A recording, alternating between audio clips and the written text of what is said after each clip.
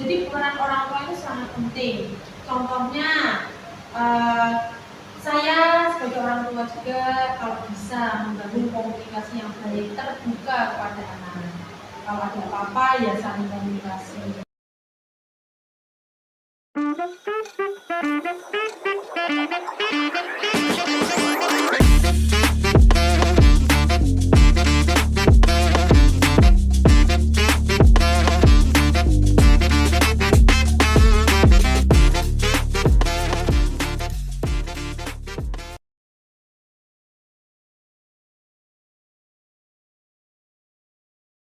Assalamualaikum warahmatullahi wabarakatuh. Waalaikumsalam warahmatullahi wabarakatuh. Di sini saya dan teman saya mau mewawancarai guru dengan tema bijak menggunakan medsos.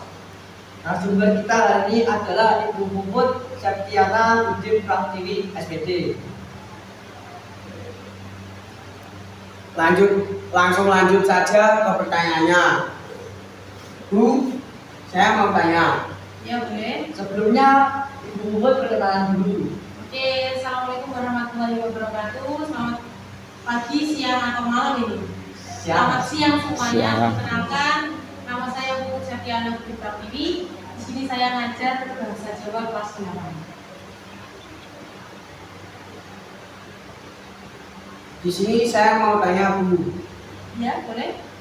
Bagaimana medsos pengaruhi mental remaja? Bagaimana medsos mempengaruhi mental remaja? Medsos itu sangat mempengaruhi mental remaja ya, apalagi sekarang zamannya digital sudah sangat maju. Karena apa? Anak-anak zaman sekarang itu sangat mudah untuk terpengaruh. Nah, oleh karena itu pengaruh medsos kepada mental remaja itu bisa juga menimbulkan sebuah kecemasan. Kecemasan yang saya maksud itu gini, misal ada salah satu anak yang upload atau mungkin menyebarkan informasi atau mungkin mengupload foto atau video di salah satu tempat wisata, terus kita melihatnya, terus kita jadi cemas, kok bisa ya anak ini ke sana? Oh, kok bisa ya? Oh, saya pengen juga dari sana. Itu bisa juga yang dinamakan gangguan mental. Apa tadi pertanyaannya? Pengaruh mental. Iya, pengaruh mental karena bisa menimbulkan sebuah kecemasan. Itu sih menurut saya. Dengan pertanyaan selanjutnya, Oke. siapa bertanggung jawab atau hoax di medsos? Siapa yang bertanggung jawab? Oke. Siapa yang bertanggung jawab atas penyebaran hoax itu dari kita sendiri ya, dari pengguna medsos itu sendiri. Karena apa? Jika ada sebuah informasi, kita sebagai pengguna harus lebih pintar-pintar menyaring apakah informasi itu benar atau tidak. Jadi kita harus pintar mencari kebenaran dulu. Jadi Nggak langsung asal percaya atau menerima berita-berita yang mungkin belum benar beritanya. Jadi siapa yang bertanggung jawab ya dari kita sendiri. Pertanyaan selanjutnya itu, Ya. apa arti bijak di medsos? Arti bijak di medsos itu bijak dalam penggunaannya, kita bertanggung jawab dalam menggunakan medsos, kita harus bisa menggunakan media sosial dengan hal-hal yang lebih positif, tidak menyebarkan informasi yang tidak benar nyatanya. Oke, lanjut pertanyaan selanjutnya. Ya. Apa risiko privasi di media sosial? Resiko privasi bisa juga seperti pencurian data pribadi ya. Jadi di medsos itu kan biasanya kita ada mengisi data pribadi yang kita miliki, tapi kalau sampai menuliskan NIK dan lain sebagainya ya bisa pencurian data itu. Nah, pencurian data itu juga bisa menimbulkan hal yang negatif. Kalau data kita dicuri ya bisa juga digunakan dengan hal yang tidak benar atau mungkin sekarang zamannya pinjol ya. Ya. Jadi ya seperti itu. Bagaimana medsos bisa untuk pendidikan? bagaimana medsos bisa untuk pendidikan? Mungkin yang dimaksud apakah medsos bisa ya digunakan dalam dunia pendidikan? Iya. Menurut saya bisa ya. Apalagi di zaman yang seperti sekarang itu ada yang namanya AI dan lain Ya. sebagainya, ya kan? Sebenarnya kalau kita menggunakan medsos dengan hal yang positif itu juga bisa menunjang pendidikan. Apabila ada sesuatu materi atau hal yang belum kita ketahui, bisa kita mencari informasi di media sosial. Tapi bisa juga mungkin membuat sebuah platform, atau mungkin sekarang zamannya mungkin Bapak Ibu guru juga apa yang menggunakan Google Form untuk ulangan. Nah, jadi medsos itu juga ada hal positifnya dalam dunia pendidikan. Jadi tergantung kita dulu. Iya, tergantung diri kita, tergantung kalian juga sebagai siswa, juga tergantung saya dan guru-guru yang lain. Jadi ada pengaruhnya juga dalam dunia pendidikan. Ada lagi? Ada. Bagaimana medsos bisa seimbangkan hidup online dan offline? Bagaimana medsos bisa menyeimbangkan kehidupan kita secara online atau offline? Mungkin bisa juga kita membuat apa ya namanya, note atau catatan apa kegiatan-kegiatan kita di offline. Yang kedua offline atau online.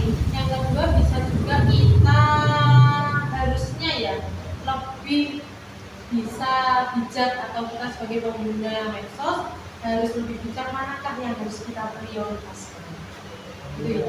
Iya, jadi jangan sampai kita sekali sudah lihat HP atau sudah bermain medsos, kita lupa dengan kegiatan kita yang lain. Jadi harus seimbang, harus balance antara online dan juga offline.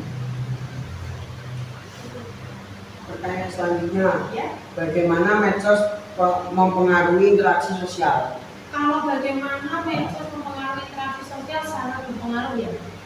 Tapi menurut saya ada positif dan negatifnya. Sekarang kita bicarakan yang positif.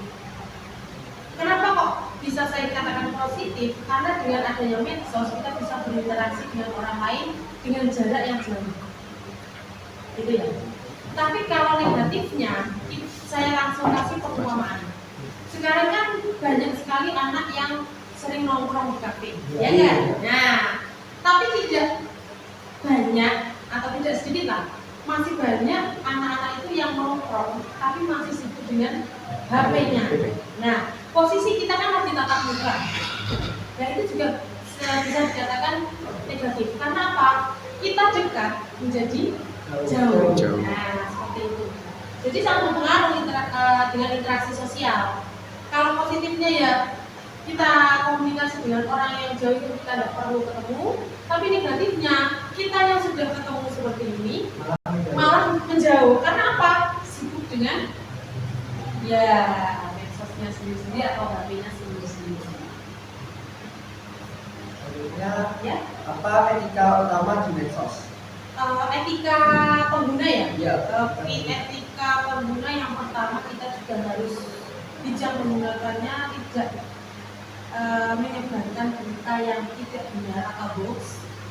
Harus menggunakan bahasa yang sopan ya, kita pilih bahasa-bahasa yang sopan kalau kita ingin menuliskan sesuatu di sosial media. Yang ketiga, jangan ada yang namanya cyberbullying juga ya. Banyak sekali, sering ya foto aib disebar padahal niatnya kita bercanda, tapi ternyata orang lain menangkapnya berbeda. Jadi kita harus bijak bahasanya, tutur katanya, dan lain sebagainya. Pertanyaan selanjutnya itu, Ya, bisakah medsos dukung gerakan sosial? apakah medsos bisa mendukung gerakan sosial? Bisa saja. Dari medsos kita bisa membuat sebuah apa ya namanya komunitas. Nah, ya kan? Sekarang walaupun kita jarang ketemu atau bahkan tidak pernah ketemu, tapi kalau komunikasi kita melalui medsos itu baik, kita bisa membuat yang namanya komunitas. Ya, komunitas yang bagaimana? Bebas. Komunitas yang seperti apa? Tapi Ya, komunitas yang saya maksud ini adalah komunitas yang positif yang bisa mendukung atau menunjang kita sebagai pengguna media sosial. Tapi Iya, ya. bagaimana peran orang tua membimbing anak di media sosial? Bagaimana peran orang tua Membimbing membimbing anak. anak di media sosial ya? Ya. Peran orang tua itu sangatlah penting ya dalam penggunaan media sosial. Karena apa? Karena sekarang anak itu kalau tidak dipantau oleh orang tua, penggunaan medsos itu anak jadi bablas. Jadi peran orang tua itu sangat penting. Contohnya, eh, saya sebagai orang tua juga kalau bisa membangun komunikasi yang baik, terbuka kepada anak. Kalau ada apa-apa ya saling komunikasi. Jangan sampai anak itu merasa jauh dengan orang tua sehingga mencari apa ya namanya? Mencari apa ya namanya itu? Di media sosial kayak mencari perhatian. Nah, mencari perhatian ya jangan di media sosial. Terus sebagai orang tua harus memantau kegiatan anak. Penggunaan media sosial juga harus dipantau.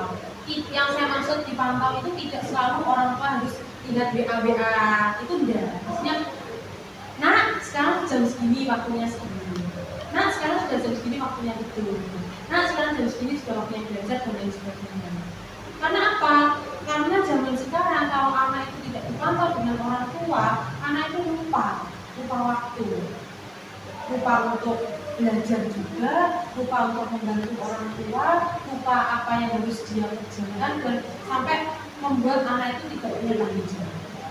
Jadi kita sebagai pengguna media sosial, entah kalian dan saya, kita harus sama-sama belajar. Karena media sosial itu ada nilai positif dan juga Negatif. Baik, terima kasih Bu Put. oke, sama-sama. Itulah jadi isi dari permasalahan medsos di sosial.